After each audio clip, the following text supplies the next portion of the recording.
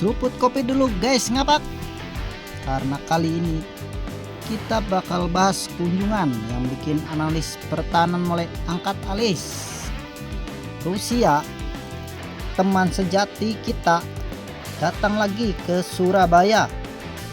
Bukan untuk wisata, tapi langsung ke PT PAL Indonesia, galangan kapal terbesar dan paling strategis di negeri ini. Yang datang bukan pejabat sembarangan. Dia adalah H.E. Nikola Petrusev, penasehat Presiden Federasi Rusia, tokoh senior yang dulunya menjabat Sekretaris Dewan Keamanan Rusia. Bersama rombongan termasuk pejabat tinggi dari Kementerian Koordinasi Bidang Infrastruktur dan Pembangunan Kewilayahan RI. Petrusev disambut langsung oleh Direktur Utama PT PAL Kaharudin Djenot beserta jajaran manajemen. Kedengarannya formal, tapi di balik meja rapat itu bisa jadi tersimpan pembicaraan besar kerjasama pertahanan dan transfer teknologi militer antara Indonesia dan Rusia. Kunjungan ini bukan pertama kalinya Rusia melirik PT PAL. Hubungan Indonesia-Rusia di sektor maritim dan pertahanan sudah berlangsung lama. Mulai dari pembelian selam kilo kelas, rencana kerjasama frigat, hingga pembicaraan tentang kapal perang jenis korvet dan kapal cepat rudal. Rusia juga dikenal menawarkan transfer teknologi penuh, sesuatu yang sering membuat Indonesia tertarik karena bisa memperkuat industri pertahanan dalam negeri. Dan PT PAL sebagai galangan yang sudah sukses bikin kapal frigat Merah Putih dan kapal cepat rudal KCR-60 jadi mitra ideal untuk kolaborasi itu. Menariknya, pertemuan ini terjadi di tengah situasi global yang sedang panas. Rusia sedang berusaha memperluas jaringan pertahanan ke Asia setelah hubungan dengan Barat memburuk akibat perang Ukraina. Dan Indonesia dengan posisi geografis strategis dan kebutuhan modernisasi besar-besaran menjadi target ideal bagi Moskow. Dalam unggahan resmi PT PAL disebutkan bahwa pertemuan ini membahas peluang kerjasama di beberapa bidang strategis, mulai dari pengembangan industri maritim, konektivitas udara dan laut, hingga transfer teknologi pertahanan. Artinya, topik pembicaraan bukan cuma soal kapal sipil, tapi sudah masuk ke ranah militer.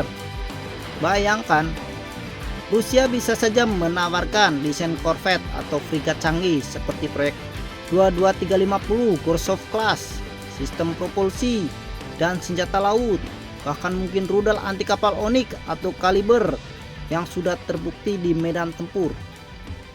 Kalau PT PAL bisa dapat lisensi atau kerjasama teknis untuk memproduksi sebagian komponennya di dalam negeri, ini bakal jadi lompatan besar bagi kemampuan industri pertahanan Indonesia.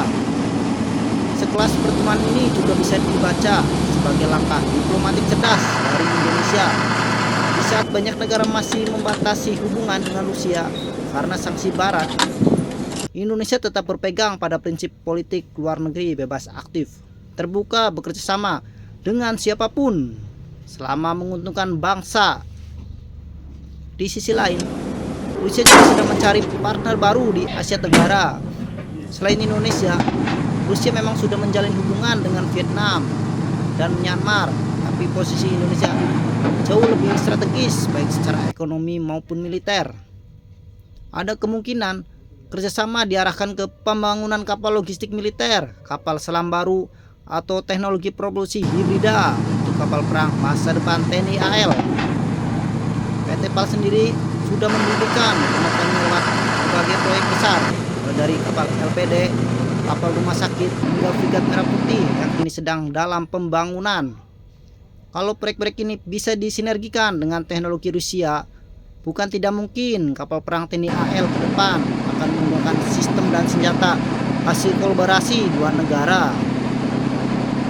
Beberapa analis memperkirakan tujuan Petrushev ini bisa jadi pintu pembuka untuk proyek besar, antara lain kapal selam pengganti KRI Nanggala 402 dari seri Kilo Class atau Lada Class. Kerjasama sistem rudal anti kapal seperti Yakoy, Kaliber, dan transfer teknologi sistem navigasi serta kendali tembak kapal perang. Rusia dikenal terbuka dalam hal transfer teknologi, terutama jika proyek dilakukan melalui BUMN pertahanan seperti PT PAL. Selain itu, Rusia juga bisa memanfaatkan posisi Indonesia sebagai basis perawatan dan produksi suku cadang kapal serta mesin maritim di kawasan Asia Tenggara. Dengan begitu, Surabaya bisa menjadi pusat maritim Rusia di kawasan Pasifik Selatan. Pertemuan ini mungkin terlihat seperti diplomasi biasa, tapi kalau kita baca lebih dalam, jelas bahwa Indonesia sedang menyiapkan poros maritim yang semakin kuat. Dengan dukungan teknologi global, Rusia datang bukan hanya untuk bersalaman, tapi mungkin membawa proposal besar akan mengubah wajah pertahanan laut Indonesia. Dan PT PAL lagi-lagi menjadi pemain utama di balik layar pembangunan kekuatan maritim bangsa. Jadi buat yang suka ngikutin dunia alutsista, pantau terus kabar dari PT PAL dan Kementerian Pertahanan, karena bisa jadi dalam waktu dekat kita bakal melihat kapal perang canggih buatan Surabaya dengan teknologi Rusia berlayar gagah di lautan Nusantara.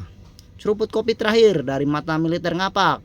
Mantap tajam, ngopi dulu baru analisa. Dan salam sehat selalu buat Republik Ngapak. Nggak ngapak, nggak enak.